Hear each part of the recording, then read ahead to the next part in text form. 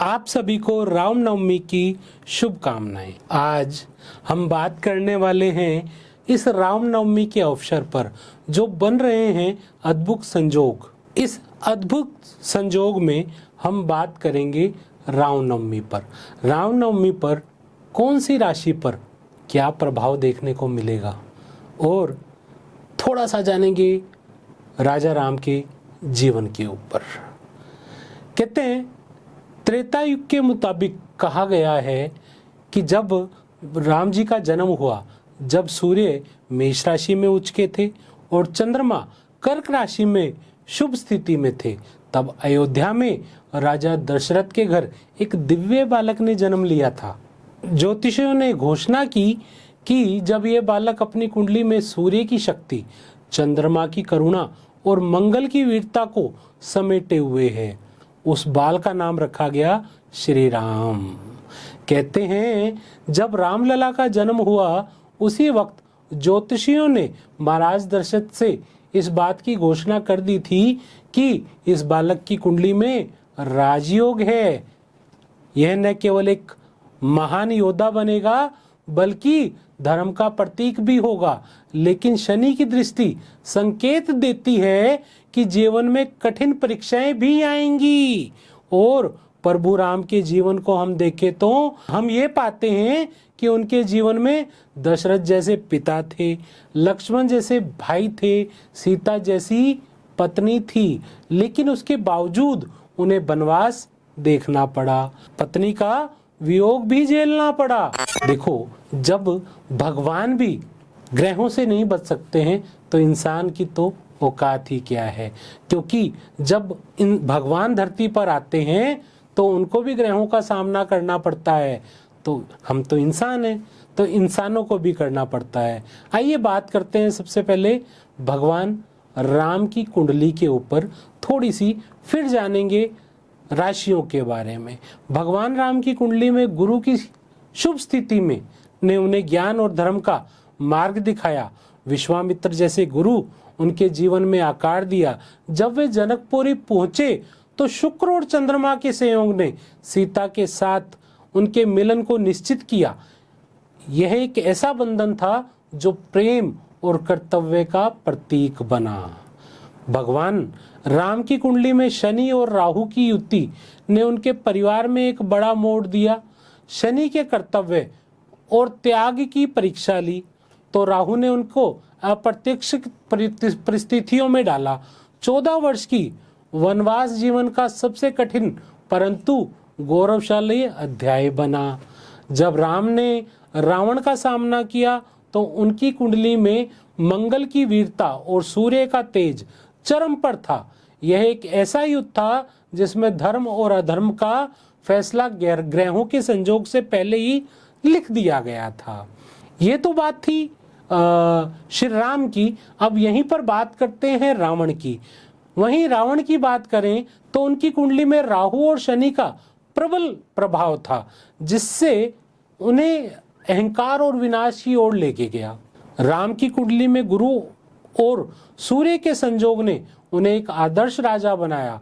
उसकी वापसी के साथ ही शनि का प्रभाव समाप्त हुआ और धर्म का नया युग शुरू हुआ। यह था राम राज्य। तो ये बात तो हुई प्रभु राम की चरित्र की और जीवन में ज्योतिषीय पहलू की। रामनवमी के मुहूर्त की भी बात कर लेते हैं।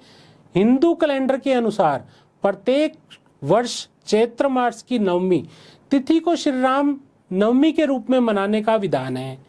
चैत्र महीने की प्रतिपदा से लेकर नवमी तिथि तक नवरात्रि का पर्व भी मनाया जाता है। इस वर्ष चैत्र मास के शुक्ल पक्ष की नवमी तिथि 5 अप्रैल 2025 को शाम 7:26 से शुरू होगी, जो कि 6 अप्रैल 7:22 तक चलेगी।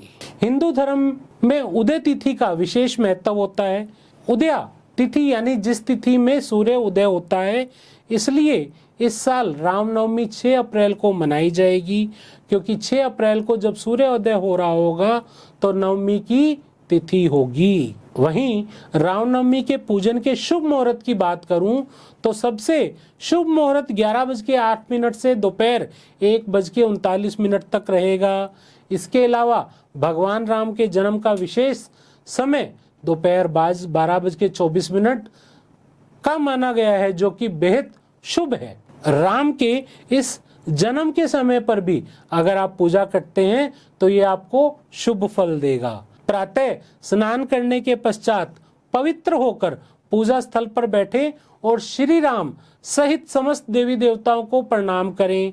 इस पूजा में तुलसी के पत्ते और कमल के फूल को अवश्य शामिल करें।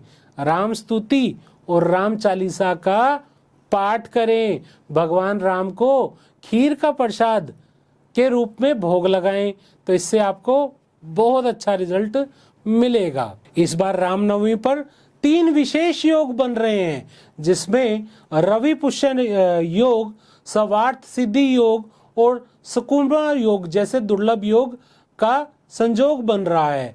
रवि यानी रविवार और पुष्य यानी 27 नक्षत्रों में सबसे शुभ नक्षत्र में से एक।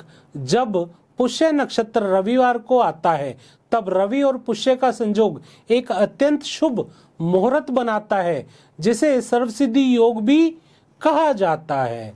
सुकर्मा योग यह एक बहुत ही शुभ और उन्नतिदायक योग माना जाता है, खासकर नए कर्मों की शुरुआत, व्यापार, खरीदारी और सौभाग्य संबंधी कामों के लिए। ये तो मैंने बताया आपको श्री राम के बारे में थोड़ा सा, जितनी मेरी औकात नहीं थी फिर भी मैंने आप लोगों को बताया और मुहूर्त के बारे में बताया। पर अब जरूरी है आज के दिन राशियों पे बात करना। तो किस राशि वाले को क्या उपाय करें इस रामनवमी पर, जिससे कि उसे बेहद लाभ मिले और उसे फायदा मिले। तो सबसे पहले बात करते हैं मेष राशि की। मेष राशि वालों को क्या करें? श्री राम के साथ हनुमान जी की पूजा करें। श्री राम जय जय राम मंत्र का जाप 108 बार करें। गुड़ और चने का दान करें। लाभ क्या होगा इससे? आपको आत्मविश्वास बनेगा और साहस में वृद्धि होगी। इसी तरह से हम बात करते हैं दूसरी राशि, जो कि है वृषभ राशि। भगवान श्री राम को सफेद फूल अर्पित करें। रामचरितमानस का बालकांड पाठ पढ़ें। गरीबों को दूध या चावल दान दें। इससे आपको फायदा और लाभ क्या होगा? पारिवारिक सुख और आर्थिक समृद्धि बढ़ेगी। इसी तरह से बात करते हैं हम तीसरी राशि मिथुन राशि की। श्री राम और सीता के विवाह प्रसंग का पाठ करें। तुलसी को पत्ते चढ़ाएं और घर में तुलसी का पौधा लगाने से आपको फायदा होगा। विद्यार्थियों को स्टेशनरी का दान करें। इससे फायदा क्या होगा? लाभ क्या होगा? पढ़ाई में सफलता और वाणी में मधुरता आएगी। इसी तरह से बात करेंगे हम कर्क राशि की। तो कर्क राशि वाले क्या करें? घर में श्री राम दरबार की तस्वीर लगाएं। चावल और मिश्री का दान करें। श्री राम रक्षा स्तोत्र का पाठ करें। इससे फायदा क्या होने वाला है? मन की शांति और पारिवारिक तालमेल बेहतर होंगे। इसी तरह से बात करते हैं हम पांचवी राशि, जो कि है सिंह राशि। उपाय क्या करेंगे? भगवान राम को लाल पुष्प अर्पित करेंगे। राम का अरंडे कांड पाठ पढ़ेंगे। बंदरों को गुड़ चढ़ा खिलाएंगे। इससे फायदा क्या होगा? नेतृत्व क्षमता बढ़ेगी और विरोधी शांत होंगे। इसी तरह से बात कर लेते हैं छठी राशि, जो कि है कन्या राशि। मंदिर में झाड़ू लगाना, सफाई सामग्री दान करना आपको लाभदायक होगा। भगवान राम को हरे फल अर्पित करें। हनुमान चालीसा का पाठ करें। फायदा क्या होने वाला है? स्वास्थ्य और कार्य क्षमता में वृद्धि होगी। इसी तरह से बात कर लेते हैं हम सातवीं राशि, जो कि है तुला राशि। उपाय क्या है? भगवान राम को चंदन और इत्र अर्पित करें। घर में सुंदर कांड का पाठ करवाएं। सफेद वस्त्र का दान करें। इससे फायदा क्या होने वाला? आपका वैवाहिक जीवन और जो लोग लव रिलेशन में दिक्कत पा रहे हैं उसमें मधुरता आएगी। वृश्चिक राशि वाले क्या उपाय करें? भगवान श्री राम को सिंदूर और घी चढ़ाएं, श्री राम रक्षा स्तोत्र का पाठ करें, हनुमान जी को पान अर्पित करें। इससे फायदा क्या होगा? गुप्त शत्रु नष्ट होंगे और आपका आत्मबल बढ़ेगा। इसी तरह से हम बात करेंगे 9वीं राशि, जो की राशि है धनु राशि। उपाय क्या है? श्री राम को केले का भोग लगाएं, ब्राह्मणों को भोजन करवाएं, रामायण के किष्किंधा का कांड का पाठ करें। लाभ क्या होगा? भाग्य प्रबल होगा और धार्मिकता बढ़ेगी। इसी तरह से बात कर लेते हैं मकर राशि के लिए वाले उपाय क्या करें? भगवान राम को नीले पुष्प अर्पित करें, जरूरतमंद को कंबल या वस्त्र का दान करें, सुंदरकांड का पाठ करें। इससे आपको फायदा क्या होने वाला है? करियर में स्थिरता और उन्नति मिलेगी। बात करते हैं इसी तरह 11वीं राशि की, जो है कुंभ राशि। मंदिर में तांबे का पात्र दान करें, भगवान राम को गुलाब के फूल अर्पित करें, पक्षियों को दाना डालें। लाभ क्या होगा? नई योजनाओं में सफलता मिलेगी। इसी तरह से 12वीं राशि की बात करते हैं, मीन राशि। ये मीन राशि वाले क्या उपाय करें? श्री राम को पीले वस्त्र अर्पित करें, रामचरितमानस का उत्तरकांड पाठ पढ़ें, जरूरतमंद बच्चों को मिठाई या खिलौने दें। लाभ मानसिक शांति और सौभाग्य बढ़ेगा। तो ये बात की हमने राशियों की, और मैंने बात की इसमें मुहूर्त की, और इसी में मैंने बात करी श्री राम की कुंडली की।